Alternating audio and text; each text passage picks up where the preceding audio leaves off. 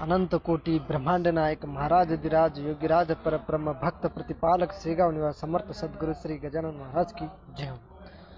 आजचा विषय हाच आहे की आपल्याला खुश राहण्यासाठी कशाची पण आवश्यकता नाही। खुशी कशामध्ये आहे तर आपल्याला जो आनंद आहे तो इतरांमध्ये वाटला की आपल्याला खुशी द्विगुणित होत असते, आहे की नाही। खुशी ही बाहेर नसून ती आपल्या आतमध्येच आपण कशी शोधायची हा सर्वात महत्त्वाचा विषय आहे आज। आणि हा एक स्वभाव आहे खुश राहणं म्हणजे किंवा दुःख राहणं। दुःखासाठी आपण कोणत्या तरी आपल्याला कारणाची आवश्यकता असते आणि ते विचार आपल्या डोक्यामध्ये ते फिरून आपण अजूनच दुःखी होत असतो। तर मग एक कारण काय असतं? आपला आजूबाजूचा परिसर असतात, काही आपलं निगेटिव्ह वातावरण असतं, मग कुठेतरी मग ह्या गोष्टीचा आपण विचार करतो आणि अजून दुःखी होत असतो। तर मग आपल्याला सुखाकडे कसं वळण्यात यावं? कारण सुख पण आपल्या जीवनामध्ये जेवढं आपण पॉझिटिव्ह राहून तेवढं आपल्या जीवनामध्ये आपल्या जीवनाची प्रगती झाल्याशिवाय राहत नाही। आणि हे करण्यासाठी एक आपल्या आरशासमोर उभे राहावं आणि त्या आरशामध्ये स्वतःला बघायचं, स्वतःचं निरीक्षण करायचं।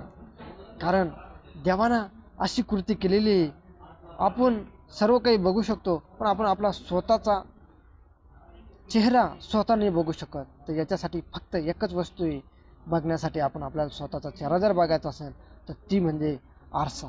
आणि आरशामध्ये बघून त्यावेळेस म्हणायचं की यार मी खरंच आनंदी आहे, मला ह्या ईश्वरानं एवढं ह्या शरीराची अशी किंमत सांगल्या नाही जाऊ शकत, एवढं हे शरीर आपल्याला भगवंतानं दिलेलं आहे। आणि त्यावेळेस ह्या शरीरावरती खुश व्हायचं आणि म्हणायचं मनातल्या मनात की मी खरंच आनंदात आहे। आजच्या घडीला आपण बघितलेलं आहे की छोट्या छोट्या गोष्टींमध्ये आनंद शोधण्याचा आपण प्रयत्नच करत नाही आणि मोठ्या गोष्ट घर होईन, बंगला होईन, गाडी होईन, लग्न होईन, ह्या गोष्टींमध्ये आपण खुश राहण्याचा प्रयत्न करतो की बा ह्या गोष्टी झाल्याने आपल्याला खुश भेटेल, पण तसं नसतं।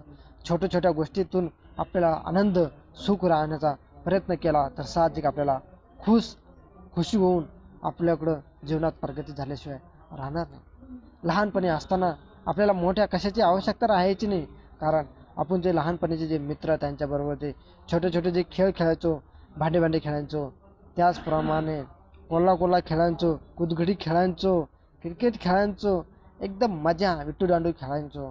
आणि आजीनं आणलेला तो बाजारातून तो खाऊ सर्व भावंडं मिळून ते थोडं सर्व वाटून खायचो। त्याचप्रमाणे मामाच्या गावाला जायचं म्हटलं की खूप असा आनंद व्हायचा। मग हे आता आपण का विसरला गेलो? कारण आपण फक्त आपल्या दुःखाचं कारण एकच झालेलं आहे, ते म्हणजे आपण मोठ्या गोष्टीकडं खुश, बा ती गोष्ट माझ्याकडे आल्यावर तरच मला खुशी भेटेल, तसं काही नसतं या जीवनात। छोट्या गोष्टीतून आपल्याला मोठी प्रेरणा भेटत असते। ज्याप्रमाणे थेंब थेंब तळे साचत असते, त्याप्रमाणे सुख पण असंच असतं। छोट्या छोट्या गोष्टीतून आपण खुश होण्याचा प्रयत्न करत राहावा। दुःख देणारे तर भरपूर आहे, कारण आपण एवढे पण आपलं आहे की बरं की सर्व आपलं जीवन दुसऱ्यावरती अवलंबून आहे का की बाहेरच्या गोष्टीकडून आपल्याला सुख भेटावं म्हणून? नाही, आपल्या अंतर्मनातूनच आपल्याला खरं सुख हे भेटल्याशिवाय राहणार नाही। आणि आतमधून एक वेळेस विचार करायचा, आपल्या आतमध्ये एक डोकायचं आणि विचारायचं की खरं सुख अंतर्मनातून आपल्याला आल्याशिवाय राहणार नाही। आणि त्यावेळेस ज्यावेळेस आपल्याला दुःखाचा आपल्यावरती डोंगर कोसळतो, साहजिक आहे, कारण हे जीवन आहे, जीवनामध्ये चढ उतार येतच असतात।